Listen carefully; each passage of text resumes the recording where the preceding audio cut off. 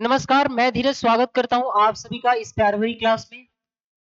My dear students, आज की class में हम उन क्वेश्चंस को डील करने जा रहे हैं जो आपके एग्जामिनेशंस में ऑलरेडी पूछे जा चुके हैं और इनमें से कुछ क्वेश्चंस को हम ऑलरेडी प्रीवियस क्लास में कर चुके हैं।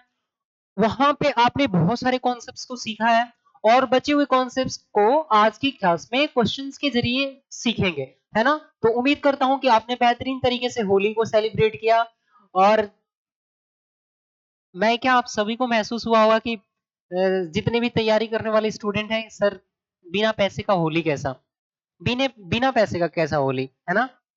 तो इस चीज को समझना है और इस दिक्कत को दूर भी करना है और दूर करने के लिए आपके हाथ में पेन एंड पेपर होना चाहिए और एक स्ट्रॉन्ग डिटर्मिनेशन होना चाहिए ताकि नेक्स्ट आने वाली होली ना फुल ऑफ जॉय हो, किसी भी तरीके का वरी ना हो वहां, है। बिल्कुल। चलिए, तो करेंगे हम इस क्लास को आगाज क्वेश्चन नंबर 16 से। सबसे पहले आपको सॉल्व करना है। सॉल्व करने के लिए है ना, एक बार क्वेश्चन को आप खुद ही रीड करो वीडियो पे टू पॉज करके एंड देन आफ्टर ना ट्राई करो कि आपको पता चले कि इनमें से कौन सा हमारे सामने ऑप्शंस करेक्ट है या नो इंप्रूवमेंट करेक्ट है। अगर नो इंप्रूवमेंट गलत है तो दिए गए तीन ऑप्शंस में से कौन सा सर एप्रोप्रिएट ना आंसर है, वो पहले आप करो। उसके बाद तो आपके धीरज सर तो बताएंगे ही बताएंगे, बाध्य हैं धीरज सर आपके। ठीक है, चलिए लड्डू। लिखा है आपके स्क्रीन पे, आपकी स्क्रीन पे कुछ लिखा है, there were so many children. कितने चिल्ड्रेन? अरे अनेकों सर, अनेकों। अच्छा, इतना कॉन्फिडेंस?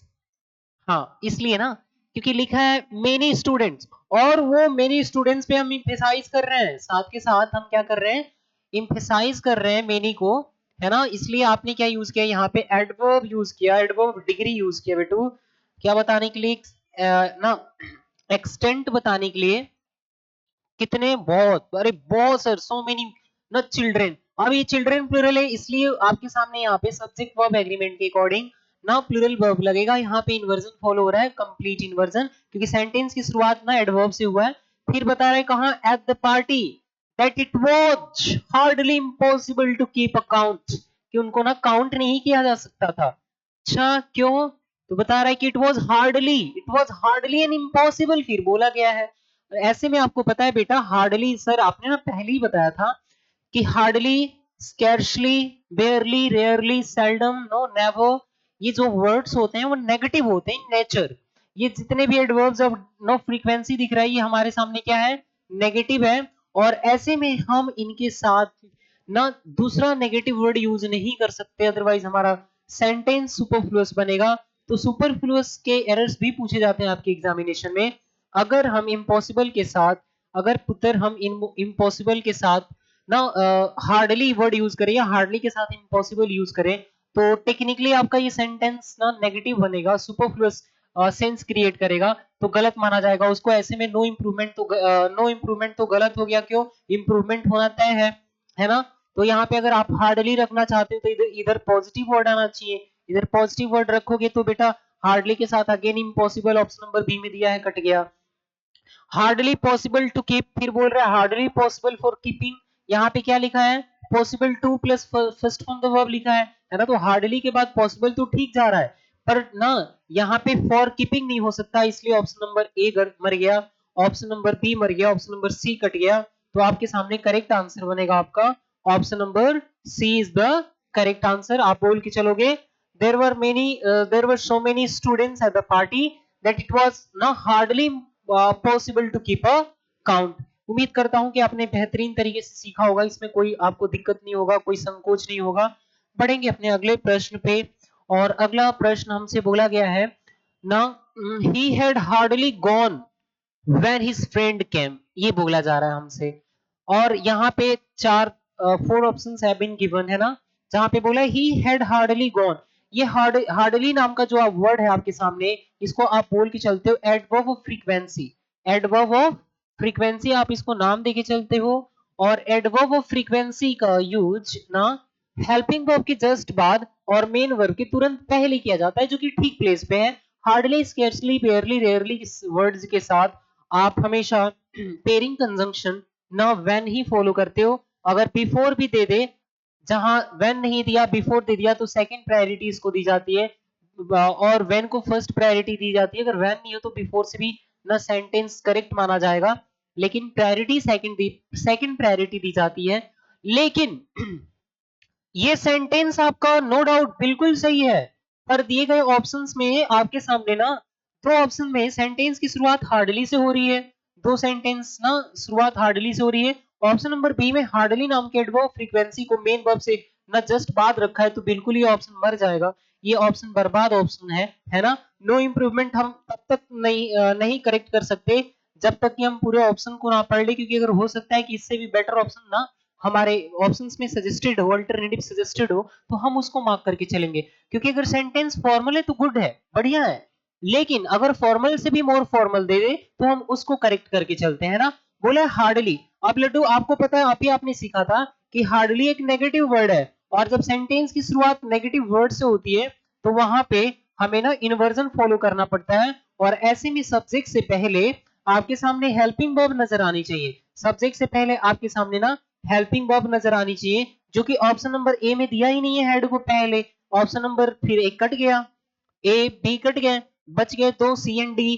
तो हार्डली हेड ही गॉन, बिल्कुल सही जा रहा है। हार्डली से सेंटेंस की शुरुआत किया नेगेटिव वर्ड से, और इसके जस्ट बाद ना एग्जामिनर ने आपका हेल्पिंग वर्ब रखा है, तो ऑप्शन नंबर सी को ही हम ना मोस्ट अप्रोप्रिएट आंसर करेक्ट करके आएंगे। नो इंप्रूवमेंट ना हमारे सामने कट जाएगा, क्यों? क्योंकि इससे भी बेटर ऑप्शन हमारे ऑप्शन नंबर सी में सजेस्टेड है ना। चलिए अगले क्वेश्चन की तरफ हम रुख करते हैं। बेटा एक बार फिर से आप वीडियो को पॉज करो, पॉज करने के बाद ना आप खुद से ही ट्राई करो क्वेश्चन को, आपसे जरूर बनेगा, क्यों नहीं बनेगा, जरूर बनेगा, है ना। यस, इस जज्बे के साथ आपको आगे बढ़ते रहना है। बोला है children with disabilities and special needs also have the right to education just like ना नॉर्मल चिल्ड्रेन। ये आप बात कर रहे हो, आप तुलना देखो, एक चीज मैं आपको बताऊं, यहाँ पे एज और लाइक के बीच में डिफरेंशिएट करें, एज और लाइक वर्ड्स के बारे में के बीच में ना हम डिफरेंशिएट करें, तो आपको क्या देखने को मिलेगा। तो लाइक आपके सामने प्रेपोजिशन भी होता है, आप लाइक ना हमेशा पसंद पसंद करने वाला खेला मत खेलना। लाइक एक प्रेपोजिशन भी होता है, जब ये प्रेपोजिशन का फंक्शनैलिटी प्ले करेगा, तो इसके बाद अगर हम अगर ये प्रेपोजिशन का रोल प्ले करे मेरे लड्डू, तो इसके जस्ट बाद ना आप ऑब्जेक्ट रखा करते हो, और ऑब्जेक्ट के प्लेस पे आपको पता है नाउन या प्रोनाउन आता है, नाउन या प्रोनाउन आता है। अब ऐसे में नाउन का subjective case and objective case तो सेम ही रहा करता, पर प्रोनाउन के केसेस के बारे में बात करें तो दो केसेस होते हैं, सब्जेक्टिव केस भी होता है, इसका सब्जेक्टिव केस भी होता है, ऑब्जेक्टिव केस भी होता है। लेकिन क्योंकि आप प्रेपोजिशन के बाद ना आपने प्रोनाउन जब भी रखते हो, तो वो सदैव ही ऑब्जेक्टिव केस में रहा करेगा, वो सदैव ही ऑब्जेक्टिव केस में रहा करेगा। अब इसके बाद हम बात करेंगे अपने एज के बारे में। तो एज आपके सामने जब भी यूज हो, तो एज के बाद आप ना सब्जेक्टिव केस भी रख सकते हैं और ऑब्जेक्टिव केस भी रख सकते हैं।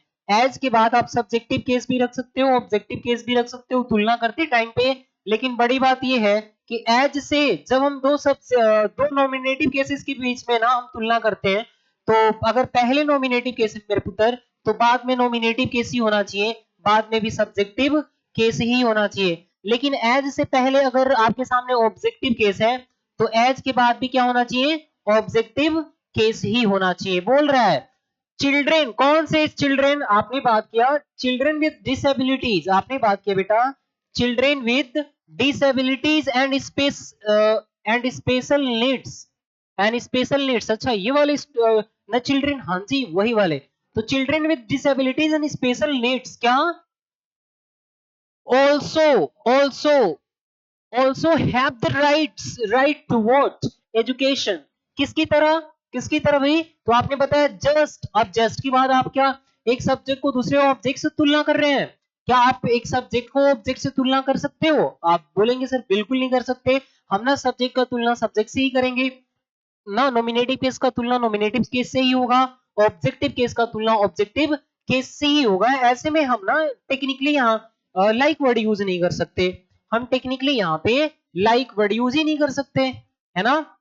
लाइक को आप रिप्लेस करोगे किससे, तो आपको बोलना पड़ेगा गुरुदेव एज से। हम ना एज से रिप्लेस करेंगे, along with नॉर्मल चिल्ड्रन बिल्कुल नहीं, even as normal children are doing. अरे इधर तो नीड ऑल्सो हैव के बारे में बात किया, आर डूइंग क्यों, हमें बिल्कुल नहीं कर सकते, नो इम्प्रूवमेंट ऐसे ही गलत हो गया। तो आपका करेक्ट आंसर बनेगा ऑप्शन नंबर ए। आप बोलोगे जस्ट एज किसकी तरह भैया, तो just as normal children do, जैसे कि नॉर्मल चिल्ड्रेन को चाहिए होता है वैसे उनको भी चाहिए होगा।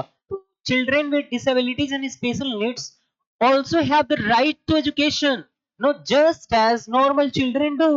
भाई ऐसे है ना, जरूरी थोड़ी है कि उसका हाथ काम नहीं कर रहा तो आप उसको उसको उसके ना शिक्षा के अधिकार से वंचित कर देंगे, है ना, बिल्कुल नहीं हो सकता है। भाई उसको भी वही नीड है, उसको भी एजुकेशन की नीड है, तो बिल्कुल सबको नीड है। तो तुलना कर रहे थे दो ना काइंड ऑफ नॉमिनेटिव केसेस के बीच में। तो इधर भी आप यहाँ पे एज प्लस क्या यूज कर लोगे बेटा, as plus normal children do कर लोगे। क्यों, क्योंकि यहाँ पे जो आपने हैव रखा है, आप इस बार बार ना एक वर्ब को हम बार बार रिपीट नहीं करते। वर्ब की रिपीटेशन से बचने के लिए ना हम वहां पे डू डज डिड का यूज क्या करते हैं, क्योंकि यहाँ पे प्रेजेंट कॉन्टेक्स्ट है तो आगे डू ही रहेगा। डू इसलिए रहेगा, डज इसलिए नहीं रहेगा, डज इसलिए नहीं रहेगा, डू इसलिए रहेगा क्योंकि आपके सामने ना चिल्ड्रन का संख्या प्लूरल है। सब्जेक्ट वर्ब एग्रीमेंट के अकॉर्डिंग ना चिल्ड्रन की संख्या प्लूरल है, एंड दैट्स व्हाई चिल्ड्रन के अकॉर्डिंग ना डज यूज नहीं करेंगे, डू यूज करेंगे। और डिड इसलिए नहीं क्योंकि बेटू ये पास्ट कॉन्टेक्स्ट की बात नहीं कर रहा, ये प्रेजेंट कॉन्टेक्स्ट की बात कर रहा है, और ये हमेशा ऐसा चलता रहेगा, है ना, परमानेंट एक्शन है। क्लियर। तो उम्मीद करता हूं कि बेस्ट बेहतरीन तरीके से आपने ना कॉन्सेप्ट्स को सीखा होगा। हम बढ़ेंगे आगे अपने अगले प्रश्न पे। बोल रहे he doesn't smoke nor did I, बिल्कुल नहीं करना भैया, बिल्कुल नहीं करना। सो ही डज नॉट स्मोक। अच्छा, अब आपने एक सेंटेंस शुरू कर दिया और एक और सेंटेंस की शुरुआत सट आंसर से हो रही है, तो सट आंसर से हो रही है और क्योंकि आपका मेन सेंटेंस नेगेटिव है तो यहाँ पे जो सट आंसर से स्टार्ट होने वाला सेंटेंस होगा मेरे पुत्र वो भी तो नेगेटिव होगा। और नेगेटिव से स्टार्ट करने के लिए ना या तो आप यूज करोगे नाइदर या तो आप यूज करोगे नॉर, और क्योंकि नाइदर या नॉर दोनों में से किसी भी किसी एक के या दोनों के बारे में बात करें, दोनों के दोनों नेगेटिव हैं। अब सेंटेंस की शुरुआत अगर नेगेटिव वर्ड से हो रही है तो वहां पे ना सब्जेक्ट से पहले आप हेल्पिंग वर्ब फॉलो करेंगे, मींस ना पार्शियल इन्वर्जन फॉलो होता है। ऐसे में आप ना यहाँ पे हेल्पिंग वर्ब लिख के चलेंगे, उसके बाद ब्ला ब्ला यू यूज करके चलोगे, क्योंकि मेन सेंटेंस नेगेटिव है, डजन का यूज किया है और प्रेजेंट इंडेफिनिट है। तो इधर ना आप एक तो पहली बात की सब्जेक्ट से पहले हेल्पिंग वर्ब आएगा, और क्योंकि प्रेजेंट इंडेफिनिट होती है तो इधर आप पास्ट नहीं रख सकते। दिए गए ऑप्शन में नो इंप्रूवमेंट गलत हो गया मेरे पुत्र। और नॉर आई स्मोक, आप एक बार ना स्मोक वर्ब यूज कर लिए हो तो ये वर्ब दोबारा रिपीट नहीं हो सकती है, इस वर्ब को रिपीटेशन को अवॉइड करना होगा। नॉर आई स्मोक आप बोल ही नहीं सकते, हेल्पिंग वर्ब पहले दिया नहीं है, कट गया सर, मर गया, है ना। और नॉर से आपने सेंटेंस की शुरुआत किया लेकिन आई से पहले आपने ना हेल्पिंग वर्ब नहीं रखा तो ऑप्शन नंबर बी भी मर गया। ए बी कट गया, सी कट गया मेरे लड्डू। आपका करेक्ट आंसर बनेगा option number C, nor do I, nor do I. और किसी ऑप्शन में नॉर डज आई दिया होता वो भी मर जाता, नॉर डिड आई दिया होता वो भी मर जाता, नॉर हैव आई वो भी मर जाता, है ना। आपके सामने करेक्ट आंसर क्या बनेगा, ऑप्शन नंबर सी बनेगा। चलिए अगले प्रश्न पे बढ़ेंगे हम आगे। रैपिड फायर है ना, रैपिड फायर एकदम बिल्कुल रैपिडली क्वेश्चन सॉल्व करेंगे, बहुत हमने टाइम दे दिया है तो क्वेश्चन ना आपके एग्जाम बैक टू बैक आने वाले हैं, उसी हिसाब से हमारा प्रिपरेशन होना होना चाहिए, है ना। चलिए, I am not never going to know them if I never meet them. Okay, अब देखो लड्डू ये क्वेश्चन आपके सामने जैसे सेंटेंस के अंत में देखा होगा तो आपके सामने ना कॉमा के जस्ट बाद क्या दिख गया, एम आई दिख गया और ये क्वेश्चन मार्क दिख गया। तो ये आपके सामने, इसको हम बोल के चलते हैं शॉर्ट क्वेश्चन, आप बोलते हो शॉर्ट क्वेश्चन। और शॉर्ट क्वेश्चन से सेंटेंस जब आप लास्ट में यूज करते हो उसको आप बोल के चलते हो क्वेश्चन टैग, आप उसको बोल के चलते हैं क्या, क्वेश्चन टैग। तो ये क्वेश्चन टैग का भी आपने ये प्रश्न दिया गया है आपके सामने। अब ऐसे में आप यहाँ पे देखो लिखा I am not never going to know them if I never meet them.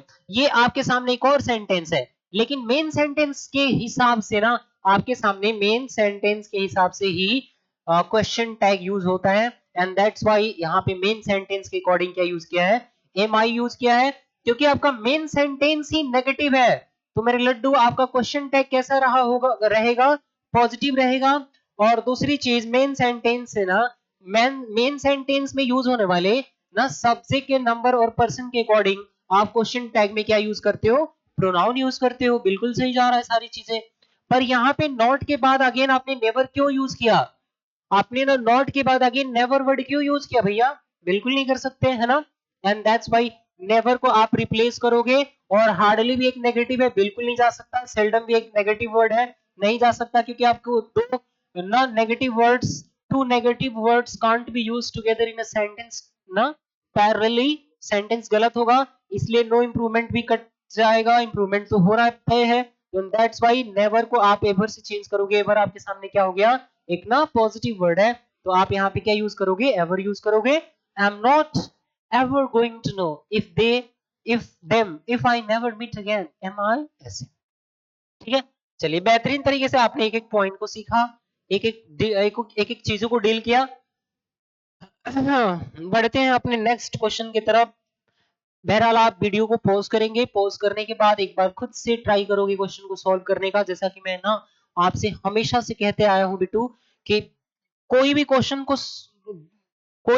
को सॉल्व होते हुए धीरज सर के द्वारा देखने से पहले एक बार खुद आप क्वेश्चन को ट्राई करो ना, आप खुद क्वेश्चन को हिट करो, ताकि आपको ये पता लगे कि आपका क्या अप्रोच है और सर का क्या अप्रोच है, और दोनों को मैच करो कि किन कौन से अप्रोच से क्वेश्चन ना एक्यूरेटली सॉल्व हो रहा है विद ग्रेट प्रिसिजन, और कौन से अप्रोच से ना कम टाइम लग रहा है। क्योंकि इंग्लिश को सॉल्व करते टाइम पे मात्र उतना ही टाइम लगना चाहिए जितना कि क्वेश्चन को रीड करने में, है ना? जैसे मैं पढ़ू, the boss came lately to the meeting, okay, and I didn't even apologize, he didn't even apologize for making everybody wait no for half an hour, बोला गया हमसे। ठीक है, चलिए highlighted part of the sentence में हो सकता है कोई एरर हो, अगर एरर है तो ऑप्शंस भी सजेस्टेड है हमारे सामने। इन ऑप्शन में से मोस्ट अप्रोप्रिएट आंसर चूज करना है। अगर ऑलरेडी सही है वैसे में नो इंप्रूवमेंट मार्क करके चलेंगे हम, है ना? क्वेश्चन देख के तो आपको बिल्कुल नहीं घबराना चाहिए। लिखा है the boss what came, second form of the verb past indefinite की बात करी जा रही है। The boss came when, lately है, लेटली, लेटली वर्ड तो ना रिसेंट, रिसेंट एक्शन के बारे में बात करता है जो हाल ही में कंप्लीट हुआ हो, जो हाल ही में कंप्लीट हुआ हो, जिसका इफेक्ट, जिसका इम्पैक्ट, जिसका मेमोरी अभी भी आपके सामने ना बरकरार हो, है ना? तो ऐसा बात नहीं किया जा रहा, वो तो पास्ट की बात कर रहा है सर। और पास्ट बताने के लिए ना पास्ट पॉइंट ऑफ बात, पास्ट, जब भी हम पास्ट पॉइंट ऑफ टाइम की बात करते हैं, पास्ट पॉइंट ऑफ टाइम की बात करते हैं, वहां पे पास्ट इंडेफिनिट मींस ना सेकंड फॉर्म द वर्ब का यूज करा करते हैं, जो कि ऑलरेडी दिया हुआ है। और ऐसे में यहाँ पे लेटली वर्ड यूज नहीं होता सर, ये प्रेजेंट परफेक्ट टेंस में यूज होता है। और इस वर्ब के, वर्ब जो ये एक्शन है, इस एक्शन का टाइम एक्सप्लेन करने के लिए मेरे पुत्र आपको एडवर्ब ऑफ टाइम यूज करना पड़ेगा। आपको ना adverb of time word use करना पड़ेगा। जैसे में यहाँ पे लेट नहीं बल्कि क्या यूज करेंगे आप ना बोलोगे लेट, आप क्या बोलेंगे? Late. The boss come, sorry, the boss came late to the meeting and he didn't even apologize for making everybody wait for half an hour। तो ऐसे में the boss came late to the meeting बिल्कुल correct जा रहा है। Lately the boss केम है, present perfect tense की बात नहीं हो रही। द बॉस की कम्स लेटर, बॉस बाद में आते हैं, रोज रोज आते हैं क्या लेट? ऐसा तो बात नहीं करी जा रही भैया।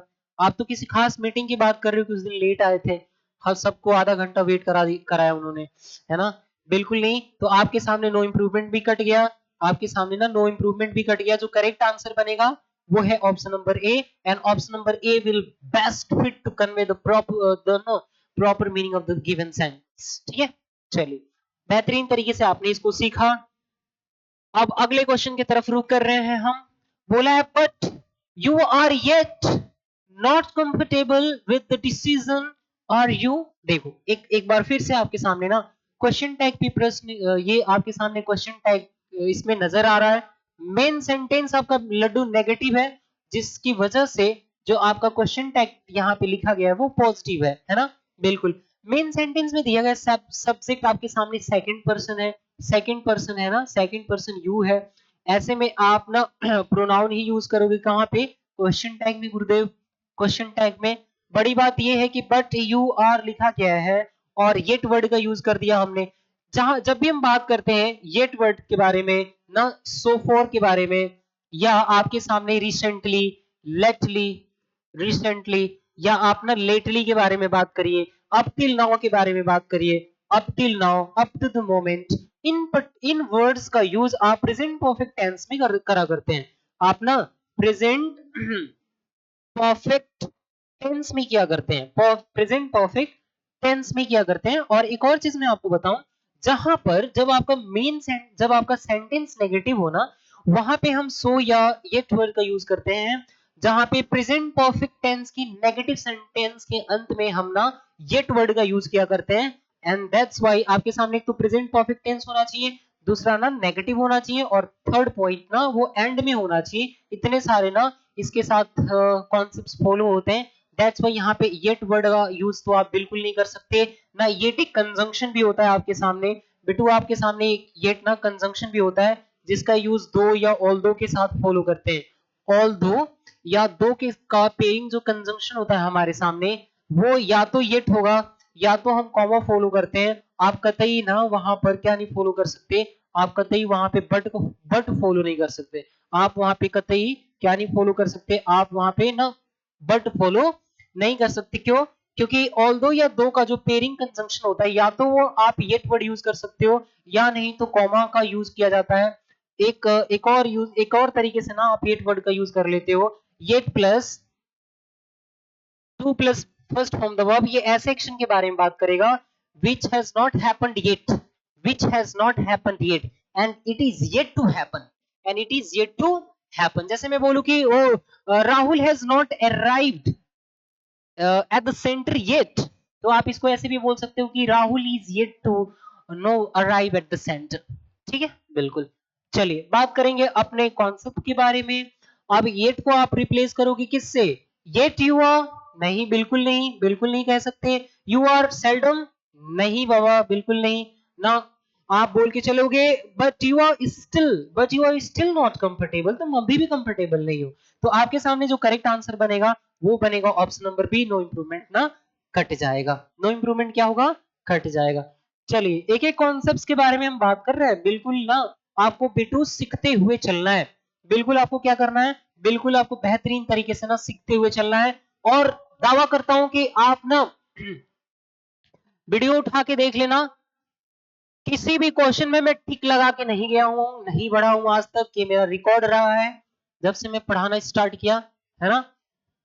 तो जितने भी हम यहाँ पे कॉन्सेप्ट डील करेंगे, we will not only solve the question but will also talk about and will describe the whole concept, the whole theory behind the question, means ना question with concept। ठीक है, चलिए। Is your sun yet in Mumbai? अरे yet नहीं बाबा, अभी आपने पढ़ा था कि येट वर्ड का यूज तो प्रेजेंट परफेक्ट टेंस के नेगेटिव सेंटेंस के ना एंड में क्या करते हैं। और यहाँ पे हमारे सामने जो मेन जो टेंस होना चाहिए सर, वो प्रेजेंट परफेक्ट टेंस होना चाहिए और वो नेगेटिव होना चाहिए। और साथ में येट वर्ड का यूज ना हम एंड में क्या करते हैं। ऐसे में ये करेक्ट इनकरेक्ट हो गया तो नो इंप्रूवमेंट कट जाएगा। फिर बोलेंगे is your son till in? बिल्कुल नहीं। Son continuously at? Not at all. आप बोलोगे son still in Mumbai? Yes sir, still. Correct answer बनेगा ऑप्शन नंबर ए। चलिए अगला प्रश्न के बारे में बात करें तो लिखा है they only work when they have no money. अच्छा, तो आपने क्या बोला? आपने बोला है they only work, they only work, ठीक है।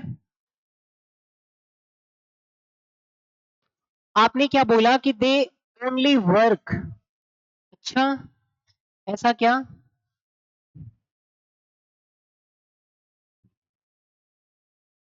आपने बोला कि दे ओनली वर्क, वे केवल काम करते हैं। दे ओनली वर्क, वो केवल काम करते हैं जब उनके पास पैसे नहीं होते हैं। तो क्या उनके पास जब पैसे नहीं होते तो केवल काम करते हैं? क्या मतलब है भैया?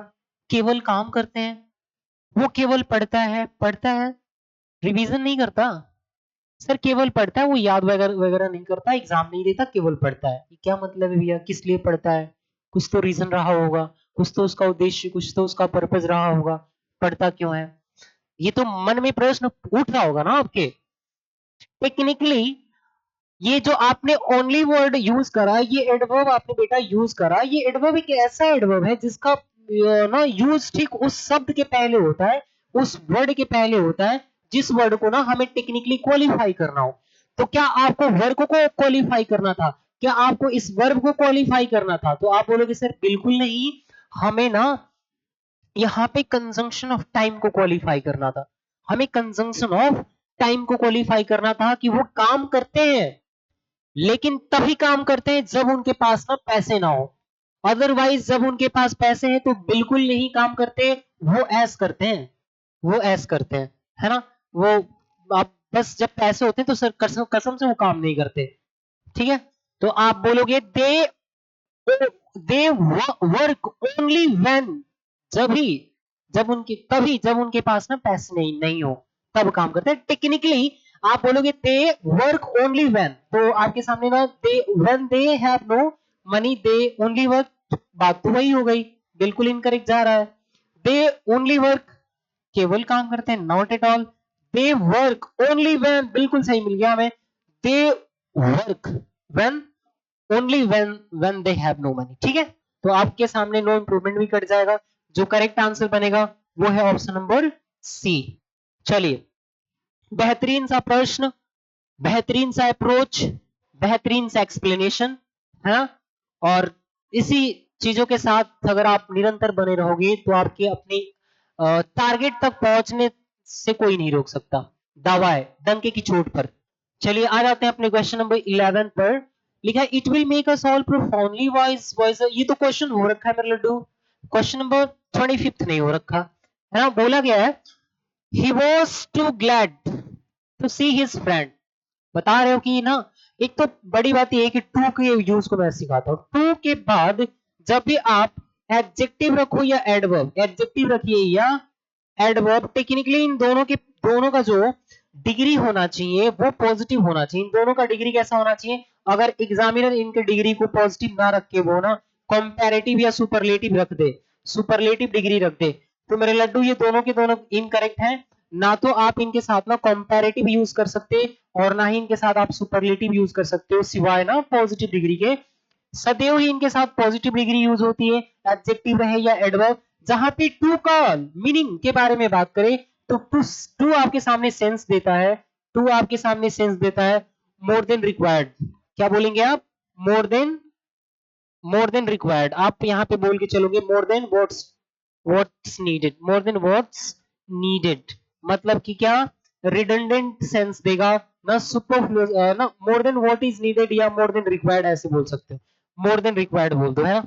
More than required, more than required, आवश्यकता से भी ज्यादा, आवश्यकता से भी ज्यादा। और आपको पता है आवश्यकता से ज्यादा किसी भी चीज का ना यूज आपके सामने हानिकारक होता है ना? बिल्कुल बताने वाली बात नहीं है सर, ये तो बच्चे बच्चे को पता है। तो आप बोलोगे टू का यहाँ पे मतलब क्या हो गया? मोर देन रिक्वायर्ड, मतलब आवश्यकता से ज्यादा, आवश्यकता से ज्यादा। ठीक है, तो बता रहे कि ही वॉज टू ग्लेड, वो इतना खुश था। कितना सर? बिल्कुल आंसर आएगा जितना कि नहीं होना चाहिए। तो वो इतना खुश था जितना कि नहीं होना चाहिए, क्या करके? टू सी हिज फ्रेंड, अपने दोस्त को देखकर। अरे अपने दोस्त को देखकर तो खुश हो गए तो अच्छी बात है, लेकिन इतना खुश हो गया जितना नहीं होना चाहिए, है ना?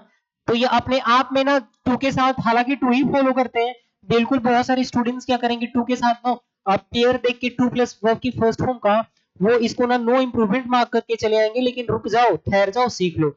बिल्कुल नो इंप्रूवमेंट, इनकरेक्ट हो जाएगा आपके सामने।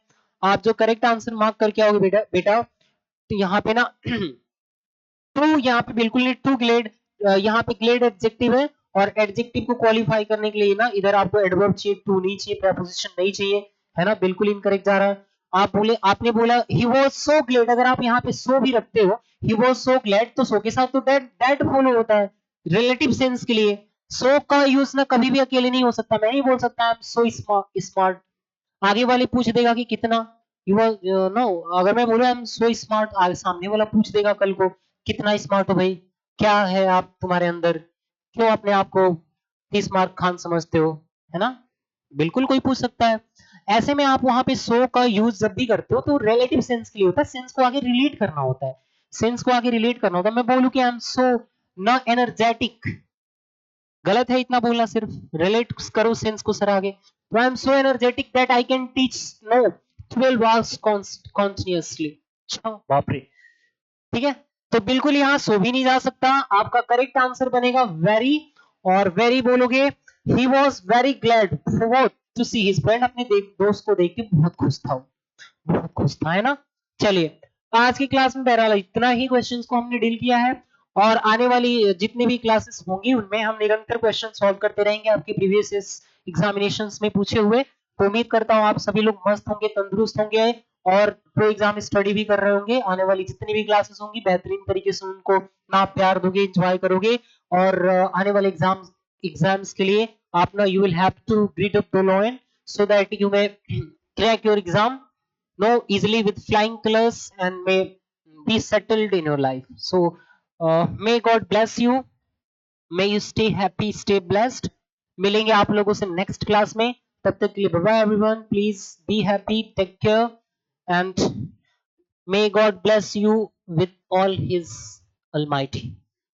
Thank you.